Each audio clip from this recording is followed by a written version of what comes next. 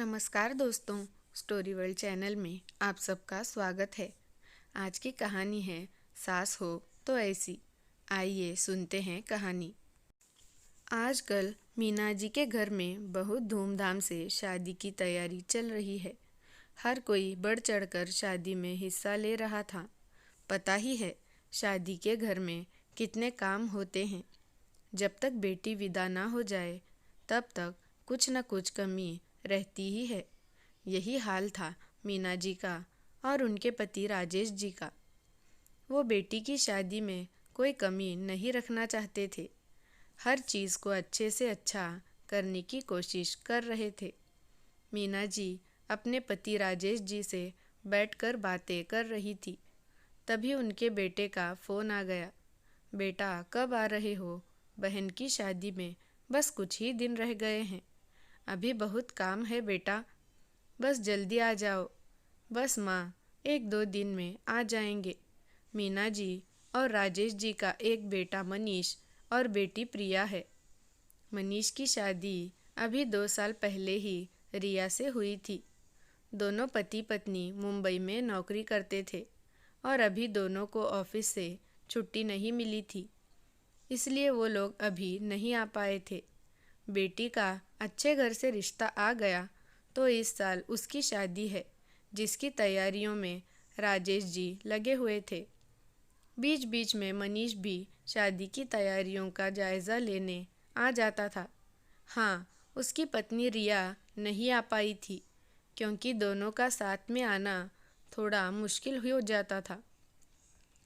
रिया ने अपने सास से कहा, मम्मी जी, आपके या प्रिया के लिए कुछ सामान लाना हो तो मैं ले आऊँगी, आप बता दीजिएगा। बस पति के हाथ से फ़ोन लेती हुई रिया बोली, क्योंकि रिया और उसकी सास का रिश्ता सास बहू का नहीं, एक दोस्त का था। रिया हर बात बहुत आसानी से अपनी सास से कह देती थी।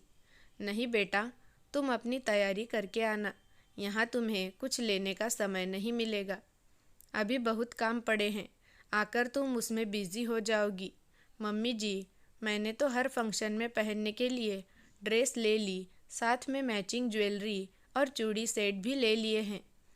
बच्चों की तरह चहकती हुई रिया बोली, हाँ भाई, दुल्हन की भाभी हो, सबसे सुंदर तो लगना ही चाहिए। चलो ठीक है बेटा, फ़ोन रखती हूँ, तुम लोग अपना ख्याल रखना। बस अब जल्दी आ जाओ। जिस दिन दोनों की फ़्लाइट थी, फ़्लाइट के कुछ देर पहले मनीष का फ़ोन आया। पापा, रिया नहीं आ पाएगी, उसकी मम्मी को हार्ट अटैक आया है। उसके भैया भाभी को दूसरे शहर से आने में वक्त लगेगा क्योंकि वो लोग बिज़नेस की वजह से आउट ऑफ सिटी गए हैं। तब तक रिया को उनके साथ हॉस्पिटल में रहना पड़ेगा। हमारी फ़्लाइट आज शाम की है, इसलिए मैं ही अकेला आ रहा हूँ। इतना सुनते ही राजेश जी भड़क उठे। ऐसा कैसे हो सकता है कि ननद की शादी में बहू ना आए? एक ही बहू है हमारी, लोग क्या कहेंगे? प्रिया के ससुराल वालों को क्या कहूँगा मैं कि बहू यहाँ शादी छोड़कर माँ को देख रही है। बहू की जिम्मेदारी यहाँ की है, बहू को आने को बोलो। बहू का भाई देखे अपनी माँ को, ये उसकी जिम्मेदारी है। तुम बहू को लेकर तुरंत यहाँ पहुँचो। सुन रहे हो ना मेरी बात? बहू नहीं आई तो तुम भी मत आना। राजेश जी बेटे से गुस्से में बोले। तभी पति के हाथ से मीना जी ने फ़ोन ले लिया। मनीष, रिया को वहीं रहने दो, इस समय समधन जी को किसी अपने की ज़रूरत है, और बेटी से बड़ा माँ के लिए सहारा कौन होगा? बहू की वहाँ ज़्यादा ज़रूरत है, यहाँ का हम देख लेंगे। माँ के पास रिया रहेगी तो उनकी हिम्मत बनी रहेगी। अपनों का प्यार विश्वास हो तो इंसान जल्दी ठीक हो जाता है। लोगों की चिंता मत करो, उनके कुछ कहने के डर से हम अपनों को बीमारी की हालत में अकेला नहीं छोड़ सकते। बहू को कहना सब ठीक हो जाएगा, चिंता ना करे और बिल्कुल भी परेशान ना हो, उसकी माँ जल्दी ठीक हो जाएगी। बेटा, अब तुम एयरपोर्ट जाओ, तुम्हारी फ़्लाइट का भी टाइम हो गया है। मीना जी का ऐसा कहने से उनके पति राजेश जी की नाराज़गी और बढ़ गई। अब वो पत्नी पर चिल्ला उठे, तुम्हें किसने कहा बीच में बोलने के लिए? तुम्हें ना कोई जानता है ना पहचानता है। लोगों के सवालों का जवाब तो मुझे देना पड़ेगा। तुम बेटे और बाप के बीच में क्यों आ रही हो? लोगों के सवाल का जवाब तो मुझे देना है। तब मीना जी चुप ना रह सकी और बोली, क्यों, क्या मेरे बेटे बहू पर मेरा अधिकार नहीं? वो मेरे भी बेटे बहू हैं, मैं उनकी माँ हूँ। कुछ बोलने का, कहने का मेरा भी हक है, जितना आपका है। और मैंने गलत क्या कहा? हर गलत बात को दोहराना ही क्या इस घर का रिवाज है? मीना जी का तीर निशाने पर लगा। अब राजेश जी की आगे बोलने की हिम्मत नहीं हुई, बस गुस्से में बड़बड़ाते हुए चले गए। जानते थे मीना जी किस बात का दर्द आज तक लिए बैठी है। मीना जी की आंखों से आंसू बहने लगे। उसे आज भी उन दिनों को भूल पाना मुश्किल हो रहा था। उसकी चचेरी ननंद की शादी थी। उसी दौरान उसकी मम्मी की तबीयत भी बहुत खराब हो गई थी। जब उसने राजेश जी की माँ को देखने की जाने की बात कही तो राजेश ऐसे भड़का था जैसे मीना ने कितना बड़ा गुनाह कर दिया था। मीना, तुम घर की पहली और बड़ी बहू हो।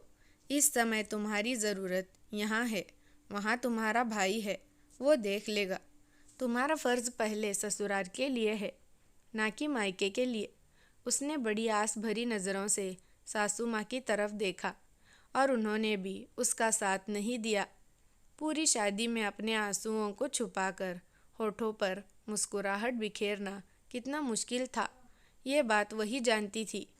अगले दिन उसे अपनी मम्मी के देहांत की खबर मिली और उसको ये अफसोस ज़िंदगी भर रह गया कि वो अपनी माँ से मिल सकती थी, लेकिन उस पर जिम्मेदारियों का बोझ डालकर मना कर दिया गया।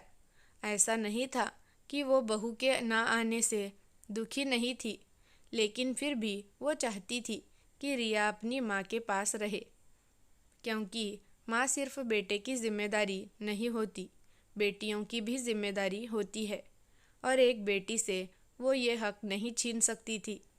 वो नहीं चाहती थी जो उसके साथ हुआ वो बहू के साथ भी हो। आज भी उसकी आंखों में आंसू थे, मगर उसे खुशी थी कि उसने अपनी बहू का साथ दिया। उसकी बहू को उस दर्द से नहीं गुजरना पड़ेगा जो उसने स्वयं भोगा था। लेकिन ये बात वो अभी भी समझने में असमर्थ थी कि बहू हो जाने से बेटी की अपने माता पिता के लिए जिम्मेदारी ख़त्म कैसे हो जाती है। बेटियां भी तो माँ बाप की जिम्मेदारी उठा सकती हैं, क्योंकि माँ को खोना क्या होता है वो मीना जी बहुत अच्छे से समझती थी।